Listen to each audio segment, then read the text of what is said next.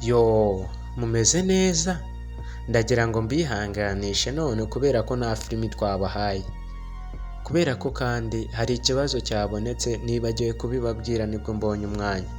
Rero muri abantu b'agaciro, nimba nawe uri mushyashya kora subscribe kugira nagira impinduka ziba ujye ubimenya, ntagire abantu bababeshya yuko filimi yasohotse uno munsi nisohoka muri bubibone. Murabibona kuri YouTube channel ebyiri ndetse ya yindi n'iyi ngiyi yanyu, murabizi neza ko mbakunda 100%, mbahoza ku mutima. Cedric yafunguye YouTube channel ndetse mu kanya muri buyibone, mumukorere subscribe kubera ko mumukunda 100%.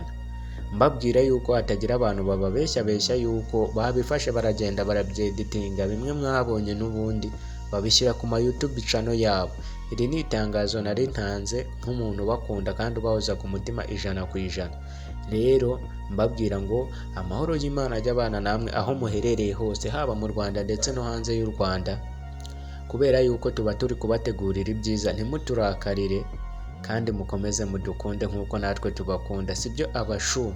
Rero ngiye mbakunda cyane, mbibutsa yuko ibintu byanyu bizaza bimeze neza 100%. Uko mwebwe mubishaka niko tugiye kujya tubiba, ndetse twatekerezaga yuko twakica amande tukajya tuyibaha 2 ku munsi. Yaba ari byo se? Ubishaka yuko twajya tuyibaha 2 ku munsi, jya muri comment uvuga ati yaba ari ukuri cyangwa murakoze.